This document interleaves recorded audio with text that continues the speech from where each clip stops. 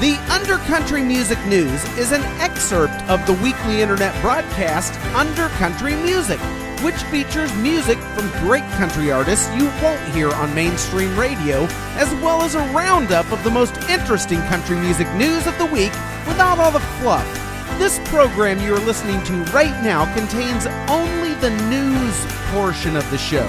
To listen and subscribe to the full weekly episode containing the music and interviews, please visit undercountrymusic.com or simply subscribe to the Undercountry Music Podcast on iTunes. Let's get into it. Grr, baby. You know, there is an interesting new statistic I found in the news recently. Now, were you aware that women with a few extra pounds and a little bit of age on them actually tend to live longer than the men who mention it? And that's not all, because it's time for the Undercountry Music News!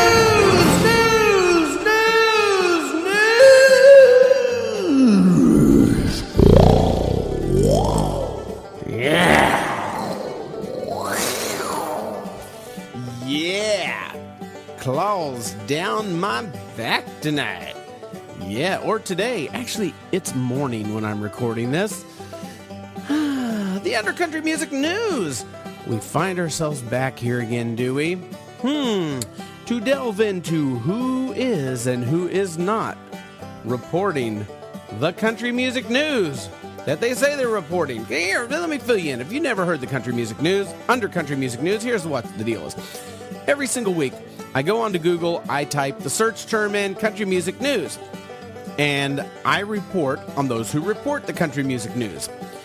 So let's say a website has a whole bunch of, stories about, oh boy, I'm running out of analogies here, but let's say story about how one artist will protect their knees while gardening, and that kind of crap's in the news. But then, they'll have like 6 or 7 of those stupid stories like that really aren't news. They're just, a little human interest and just fluff and garbage. And then they'll have the hard-hitting news, like the real news, And what I do is I go onto all those different websites. I find the 1 or the 2 actual news stories, the real meat, the stuff that you can feed the cougars. That's right, baby. We're still on the cougars. I'm going to run with that one for a while. And then I bring it to you, the cougars of Undercountry Music News. Now, there is one other thing. If I go onto one of these websites who claim to have country music news, and they don't, I feed the entire website to the cougars, and I let you claw them and slash them and mash them while they crawl for their lives. No, actually, I don't do that. I just belch. That's right. I expel gas right here on the show in the form of the Undercountry Music News Wet Belch of the Week. That is how I voice my displeasure at those who do not do what they're supposed to do. Shall we get into it? Let's do it.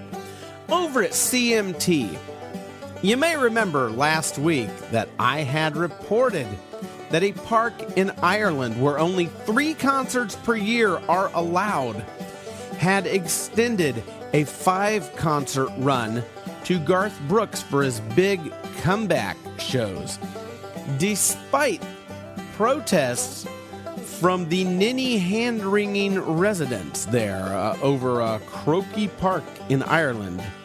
Blimey! They're going to have 5 concerts? We only allow 3! Well, I'll need to speak with Brian O'Grady and Grady O'Brien about this. Well, anyway, an Irish concert promoter that was throwing these is being forced to cancel 2 of those 5 shows to adhere to the 3 concerts per year rule, following a decision by the Dublin City Council, who handed down the ruling on July 3rd. And refunds are being given to the folks who purchased tickets for those final 2 dates. Now, I have to imagine that before you start selling tickets to a show, you probably ought to get the permits and legal contracts in place, because I mean you're spinning in the big leagues there, and you probably also want to buy insurance in case something goes belly up with one of those agreements. I mean, it sounds like someone either on the government side here screwed up, or this promoter started selling tickets to shows he did not have the go-ahead to throw yet. He did not have all his T's dotted and his I's crossed. Either way, it's a frickin' mess. There's a whole bunch of Garth fans out there who just got bent over with a Blarney stick. Is there a Blarney stick? I don't know. I'm not Irish. Over at Country Weekly, the music industry rallies to preserve Nashville's historic RCA Studio A. A crowd of Music Row artists, songwriters, technicians, and other quote-unquote concerned citizens gathered at a rally inside the famed RCA Studio A in Nashville to rally support for the studio and other historic buildings on Monday, June 3rd. Now, come on, do you think they were there to preserve RCA Studio A because they're just so concerned about it? Or do you think they might have been there to hobnob with music industry people? Well, anyway, the rally was planned when news reports noted that the studio building was being bought and would, quote-unquote, possibly be demolished by a Nashville developer. This whole thing was organized by Ben Folds of the Ben Folds 5, who rents this studio to record A-listers. It turns out that the developer purchasing the building has no plans to demolish Studio A, and never did. So, why is Ben Folds getting all fluffed? If he is so concerned with keeping this historic studio intact, and I would like to see it stay intact. I mean, it is, every big name you can imagine recorded there. I'm not saying I want to see it demolished, but if he's so concerned, why is he renting the studio instead of putting together the money to buy this building himself? I mean, I love it how people who put absolutely no skin into a game start crying foul and, stamping their feet in protest when other people go and get up the money and put skin and risk and investment into a game. And then these people who have no skin in the game want to, cry foul and then tell the people who, put it all on the line what they need to do with what they put their investment on. I'm going to call feigned outrage with the intent of throwing a champagne party and rubbing elbows with industry people and getting some FaceTime in the press on this one, because I think it was all a fluff and folds exercise, if you will. Over at GAC, they've got crap, and more crap. They have crappy crap.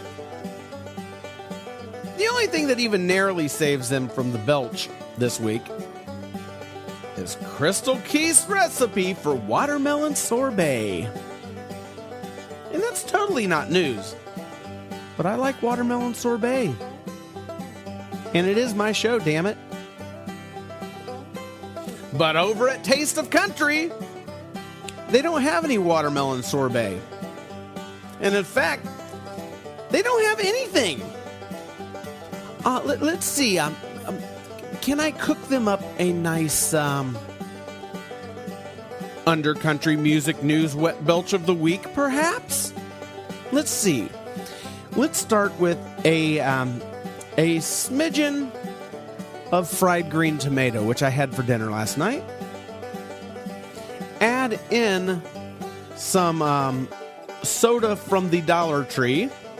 What is it, like Stars and Stripes? Oh, yes. And you shake it all up. Here I go. I'm shaking it up. Getting the pressure.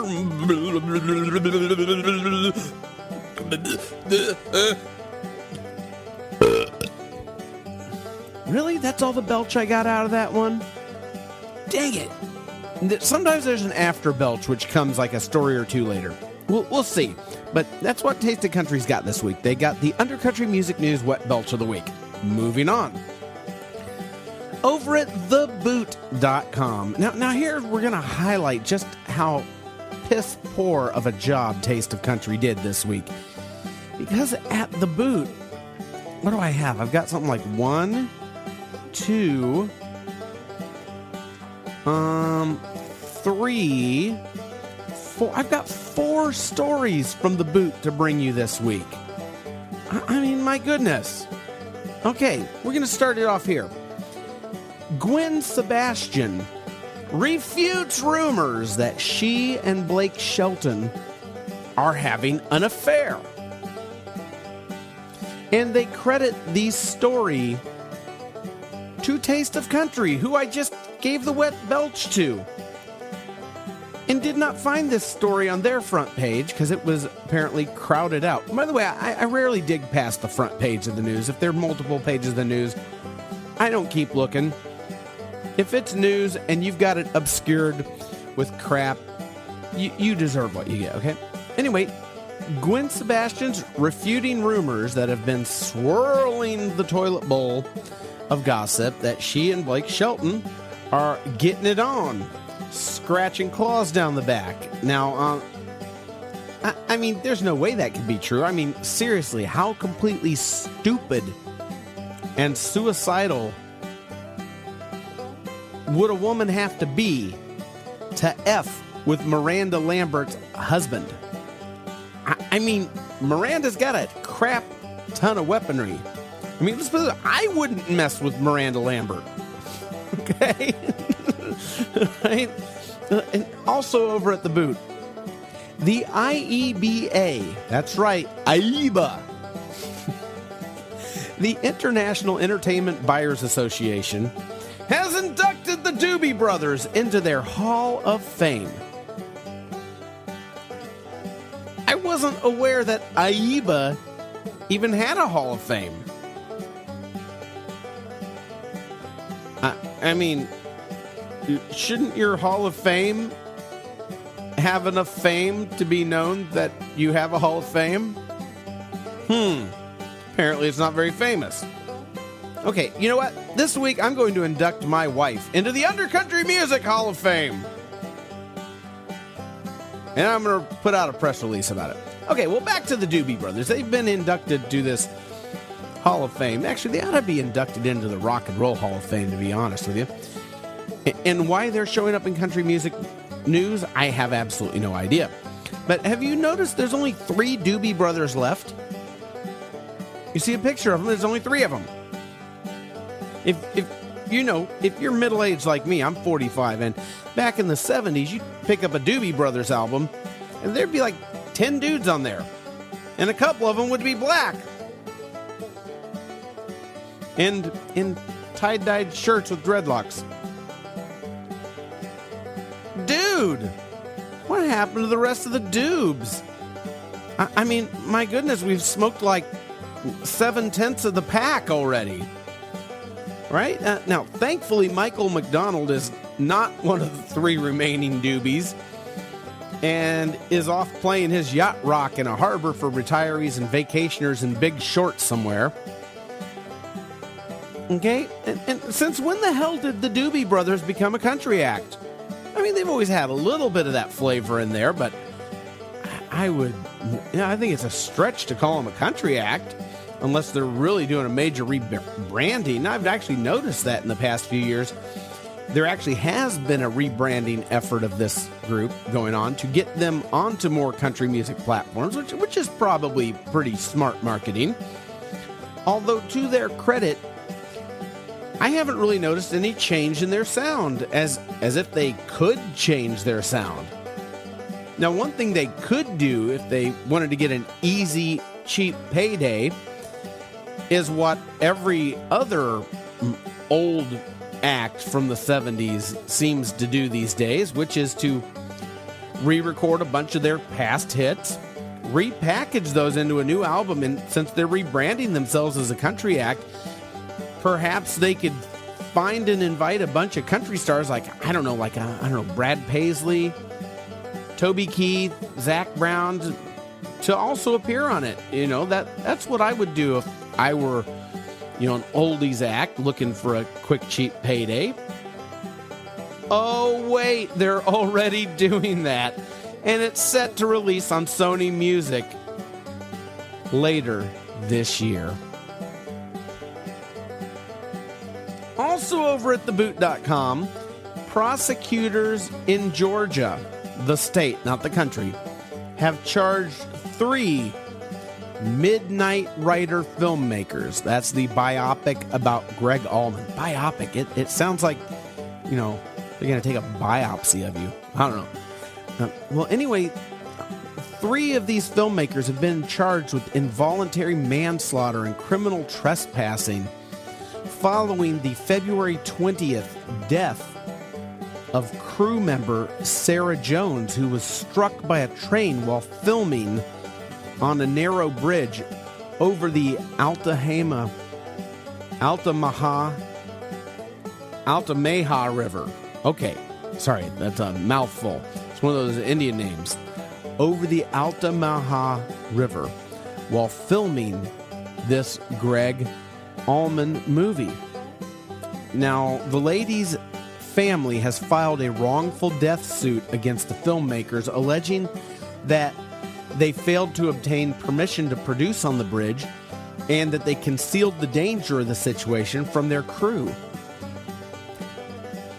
Now, they were apparently filming a dream sequence on this bridge, and the crew was told that if they heard a train coming, the train would blow its horn and they would have 60 seconds to get the F off that bridge. Well, they heard the train horn. And the train got there in less than 60 seconds. And this lady was killed, unfortunately. Now, an injured makeup artist and hairstylist are also filing suit. And this story over at The Boot goes on to state that Greg Allman actually contacted the filmmakers to stop production after the incident happened. And it actually happened on the very first day of filming, but the filmmakers refused to halt production. Mr. Allman actually filed a lawsuit to stop the production, and then a couple of weeks later dropped the lawsuit, and I have no idea why. But anyway, that's what's going on, and the whole situation just sucks. There's a great feature that probably a lot of people want to see, and it's just really got a pall over the whole thing now. Right. In further news over at... Are we still over at The Boot? I've been talking about The Boot so long, I don't even remember. Yes. Over at theboot.com, another story about Bucky Covington. He has signed with new management and a new booking agent and is now partnering with F3 Entertainment, who also handles Craig Morgan and Ira Dean for management. And also Buddy Lee Attractions, who handles Jason Aldean and Florida Georgia Line to be his booking agent. Now, I think that's a great move. I mean, Bucky hasn't exactly been in the forefront for a few years. Now, good to see him getting some fresh blood on the job. Good for you, Buckington. Oh, man. I'm waking up hard this morning. Over at NashvilleGab.com, Shania Twain is getting her own postage stamp. Okay, it's not a real postage stamp. It's a Canadian postage stamp. Not to mention that anyone with a computer and a printer these days and the proper online postal account can have their own postage stamp with their mug on it. Hey, now I got a question for you. Fellas, come here. Would you lick the back of Shania's head? Yeah, maybe. Now I know you don't actually need to lick the stamps anymore, but I think in Shania's case, we can make an exception here. I think there's going to be guys licking the back of that stamp. It used to be that you had to be dead before you could get onto a postage stamp. Now, apparently, it's just your career. Over at the 615, there's a story featuring Colt Ford. The guy who did the rap version of Achy Breaky Heart? Yeah, we're all trying to block that from our memories, aren't we? Anyway, this story is delving into and even complaining a bit about why there is not more rap. That's right, rap, R-A-P, being incorporated into country music. Colt is sort of complaining that when he came to Nashville, he couldn't find anyone writing songs in his rap style. Can you feel me beating my head on my desk here? Can you feel it? You got to feel it. I don't want to do it because it'll just send shockwaves through the microphone and it'll sound horrible. But, okay. Hey, why don't I just walk up to the symphony orchestra and ask them why they aren't doing more punk rock? Oh, okay, or I'll walk up to a bluegrass band and say, hey, you know what? Why aren't you guys writing more techno? And do I have to, uncover the obvious elephant in the room? If Colt Ford is such an awesome artist deserving of our ears and attention, why can't he write his own damn songs?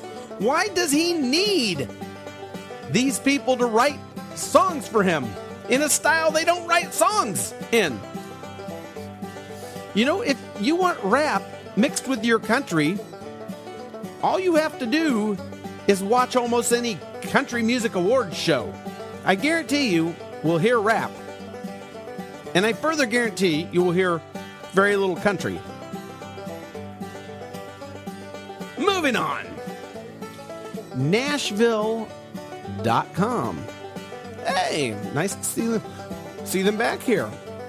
And they're not the last one on the list anymore. They've climbed nicely. They've kind of poked in and out over the past month at the very bottom of front page of Google.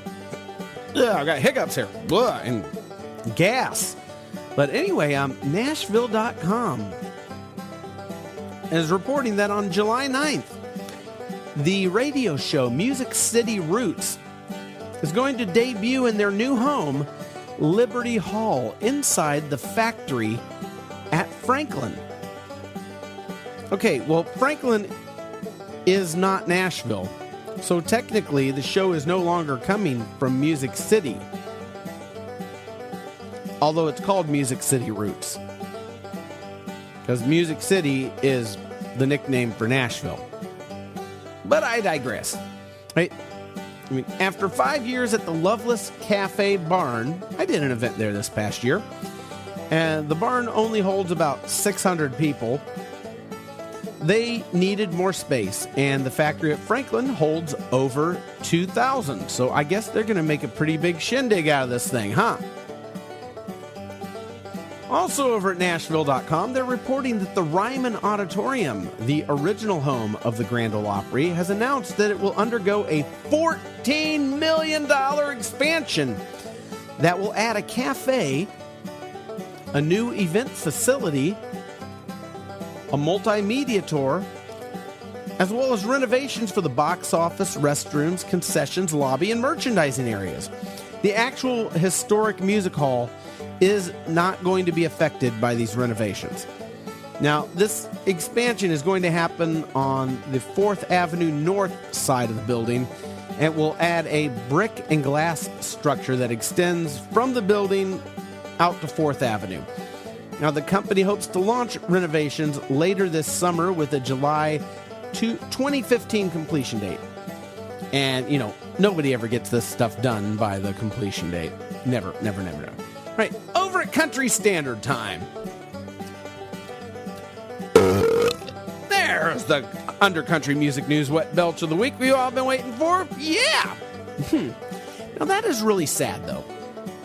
I gave the belch to 2 different country music news outlets that had no news to report, but yet I go into other places and they've got 3 and 4 stories of real news. I don't get it. I do not get it.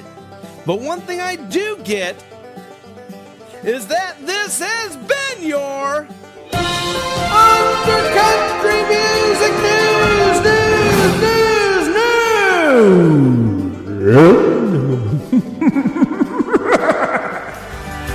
Thank you for listening to the Undercountry Music News. The Undercountry Music News is just a small excerpt of the weekly hour-long internet broadcast Undercountry Music, where I, Neil Smith, not only round up the week in country music news and put my own spin on it, but I also play music and have great interviews by lesser-known original country acts, the kind that you won't hear on mainstream country radio. If you're thirsting for that, get on over to undercountrymusic.com where you can listen and subscribe. You can also subscribe via iTunes to Undercountry Music. Thanks so much. Stay under, stay country.